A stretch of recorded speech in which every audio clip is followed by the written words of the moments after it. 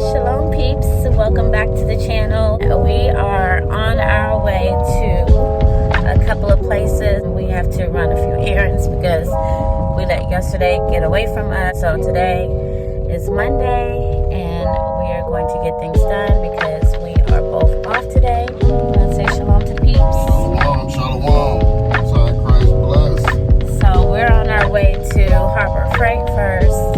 And then we're going to do some stockpiling at Walmart. You guys get to come along with us as we are going to start getting things ready. He said that he was going to start making some planter boxes. He's got the wood for it. Like I said, the next project is to get the planter boxes done. Now that I got the top half of the quail cage done, the next phase for the quail cage is to begin to paint it. Because the bottom part is really like a build out, so there's really no rush for that. Over time. I'm not rushing with that, but I will. Me and my son will start painting on the entire thing for the time being, and like I said, get those planter boxes. So that's where we're at with that, and then of course other little small projects in between. That's how I do. I jump. From the most important projects to the least important. Back and forth in between, and they all eventually get done. So. Yeah, so that's the next thing that we're getting ready to start on. So today we're just going to focus on stockpiling and getting some other things that we need to get prepared. So stay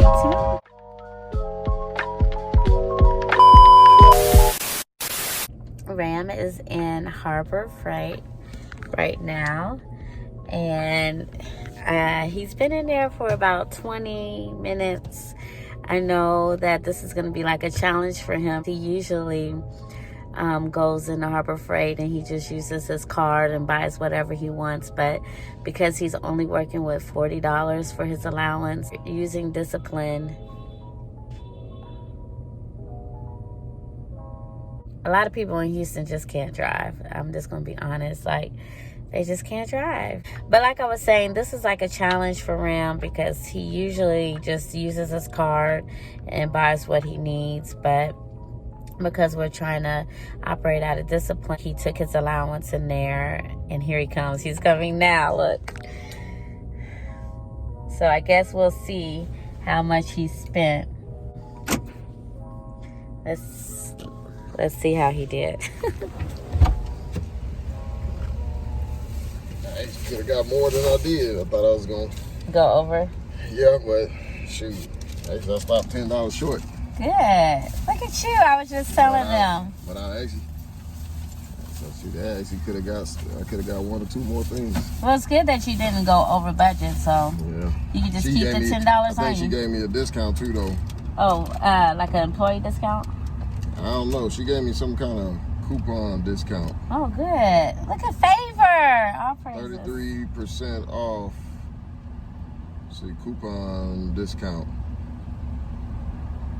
So they were having a sale? She gave me 30% off of something. So I ended up saving some money to restock my toolbox for the truck. So he only spent $30.66. So $31, guys. I got 1, 2, 3, 4. And show them what you got. 6, 7, 8. I got 8 things. For $30. Whole screwdriver set. 32-piece screwdriver set. Good. A saw to keep in my truck for when I go break down pallets. It'll help me saw through the wood. A hammer. This hammer actually I'm gonna paint because it's like the cheapest hammer you can get, but it's just for the truck. So what I'm gonna do is sand it down and repaint it. I'm an artist, so that's what I do. I repaint stuff, and it's gonna be a $100 hammer when I finish with it. And then of course, some more of these little tools to keep in the truck to disassemble. You never know what you're gonna have to disassemble. 20 minutes later. But All yep, praises. that's it. So Good. yeah, I went way under what I thought I was going, because at first when the thing popped up there, I think it said like 47. And then when she put in, but she hadn't put in my tax ID either. So once she put that in, and then she gave me a discount, that dropped that thing all the way to $30 and some change. Trying to increase our discipline and sticking to budgets. We're good at making budgets, we're just not good at sticking to them. Yeah. You know? Yeah, so he's doing really good over the line. Yeah. It's okay.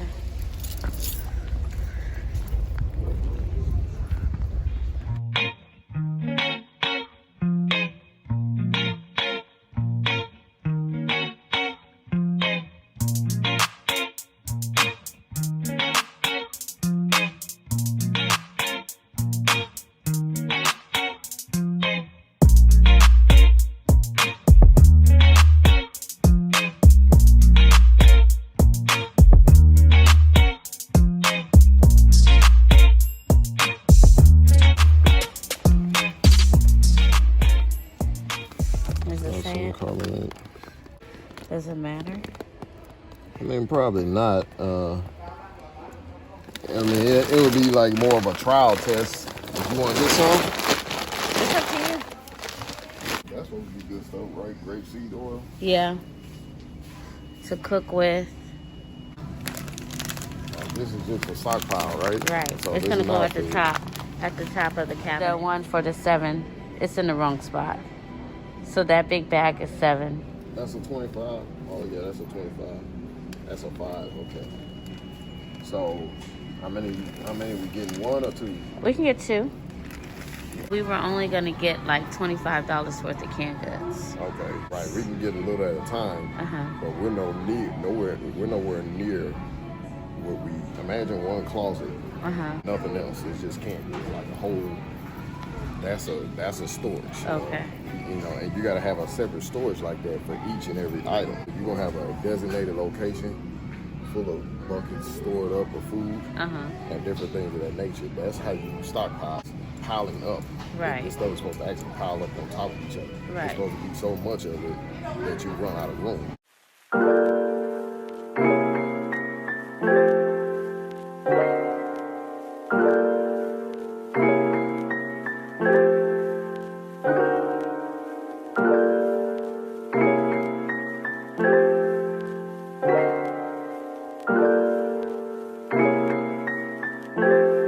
Guys, so the first thing on my list is milk. Now, the best type of milk to grab would be powdered milk, because that usually lasts 18 months on the shelf. But if you decide to get carton milk like we did, you would have about 6 to 12 months of shelf life. So the next thing on my list is rolled oats. Now, rolled oats are good. They're hearty, a good meal for breakfast. You can have oatmeal for any time of the day. Oatmeal usually lasts 12 months inside of the store package, but if you decide to store it differently, like in an airtight container, it can last up to 2 years. Next, we got creamy peanut butter, or just peanut butter in general. Peanut butter is also a good thing to keep in your pantry, because it lasts up to a year without losing its flavor. Next is is honey. Honey is good because it's a great sugar substitute. Honey has all kind of nutrients, and it's just generally healthy for you. We tend to get the local honey. So honey generally lasts up to 2 years. Next on my list is canned meat. Canned meat also lasts up to a year on the shelf, depending on if it's tuna or chicken, but any kind of canned meat is something that you want to stock up in your pantry. Now, chili is just another type of food that's hearty. You can make a meal out of it because it already has the meat and the beans in it. Chili also lasts up to a year to 2 years, depending on how it's been canned. So that is also generally really good to keep inside of your pantry. Vegetables are good to keep as well. Their canned life usually is up to a year when you're dealing with fruits and vegetables. The best type of canned fruits and vegetables would be the kind that you can yourself, but generally if you get any kind of fruits and vegetables from the store, it can last anywhere from a year to 2 years. Soup is good as well. It also lasts up to a year to 2 years actually, and depending on what type of soup that you get, but generally soup is another good option. I will say make sure that you look at the ingredients, because a lot of times we pick up things without looking at the label, and if you are like we are when it comes to dietary laws, there's certain things that we cannot eat. So we picked up this chicken corn chowder not realizing that it had pork in it, so we have to return that. So just make sure you check out those labels so that way you do not end up getting something that you cannot eat. Another thing that you might want to stock up on is chicken broth. Chicken broth is good for those who prefer to make a healthier type of soup. Chicken broth lasts for a while as well. I believe the expiration date on this one is March 5th, 2023. So that would be a little over a year that this can last in the pantry. Salsa or any kind of tomato sauce are also good things to stock up on. If you prefer to can your own tomatoes or different things like that, it can last a lot longer. But if you're buying it from the store, the shelf life is anywhere from 1 year to 2 years. Pasta is really good and it's very filling. You can buy pasta for $1 at the Dollar Tree, or even just cheaper than that at Walmart. I think this particular bag of pasta was only 88 cents. So we were able to buy 5 of those. So ramen noodles is another thing that you may want to stock up on. It's not the healthiest, but when you get into times where food is scarce, then you might want to stock up on a few boxes of ramen noodles. It's cheap and inexpensive. I believe ramen noodles last anywhere between 6 to 12 months on the shelf. So they're also another good option to stock up on. And then you also want to stock up on some kind of powdered drinks. Powdered drinks last for, I would say, about 2 years. I know on this particular can, it showed that the shelf life was up to 2024 and it's 2022. So powdered drinks are also good to keep for the kiddos, and you know, it lasts a long time. This particular can is 3 pounds, 15 ounces, so it makes 26 quarts, and it's just a drink mix that already has the sugar included. Now beans are really good and they're very filling. You can buy big bags of beans from Costco or Sam's. I believe this bag of beans was, I want to say, $7 or $8 per bag, and this is 12 pounds of beans. Beans are really good and they last a very long time. So stocking up on beans is another great option to keep stored away in your pantry. Can't have beans without rice. We decided to get this bag of rice as well as these other 2 humongous bags of rice. Rice also lasts for a long time depending on how you store it. If you store it the right way, you can get a lot of shelf life from rice. If you buy 5-gallon buckets, they have them at Walmart and at Home Depot. You can get these particular 5-gallon buckets. I think this one right here was $7. With the lid, it was $10 altogether. And then this smaller one, I believe it was $4, and then the lid was $2, so $6 for that one. But you can store rice and beans and also potato flakes, which is something that we did not get to get. You can also store that away as well, and those things last anywhere between 5 to 15 years depending on how you store it and where you store it. As well as all-purpose flour, and you can buy this big thing of flour from Walmart. I believe it cost us $8 for this, and if you store it away in a 5-gallon bucket, it can last anywhere between 10 to 15 years. Distilled white vinegar is good for a lot of things. You can do pickling with it. It makes marinades. You can bake with it. But one thing in particular that most people do not know is that distilled white vinegar is also a great cleaning agent. So we bought 2 of those to add to what we already have in our pantry. Another thing that you want to stock up on is cooking oil. Now, we prefer to buy extra virgin olive oil, but you can also buy canola oil or whatever cooking oil you prefer to grab. All right, and then of course you want to make sure that you have some sugar stored away. You can also store sugar in the white buckets as well, the food grade buckets, and it can last for a very long time. The last thing on my list would be to get baking soda. Baking soda is great for baking, and if you can see, it talks about it's a good cleaning agent, and it also helps with keeping things deodorized. So baking soda is another thing that you want to stock up on, and baking soda can last anywhere from a year to 2 years as well. So now that I've gone into some items that you can start stockpiling with, I want to give you some tips to keep in mind. So first, you want to buy items that you know that you'll be able to eat or that you're going to like. If you don't like those products, when it comes down to them expiring, you're going to end up getting rid of those items. And not only are you going to be wasting food, but you're also going to be wasting money. So make sure whatever you buy are things that you actually like to eat. Mark the top of your cans with a Sharpie.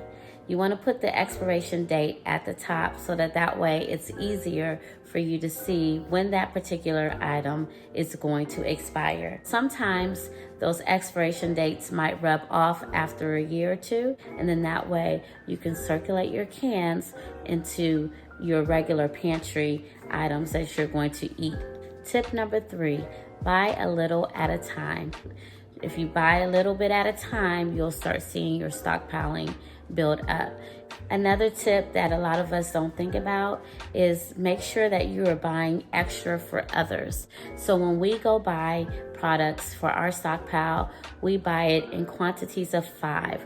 We're a family of 4, so we usually buy 1 item per person in our household, and then we also buy an extra product for someone who may be in need. Now, the items that I showed you are not the healthiest. So what you want to do is start moving towards being able to produce your own crop. So if you have to start building your own garden, then you may want to do that, because there's going to be a time where we're not going to be able to go to the grocery store and find fruits and vegetables.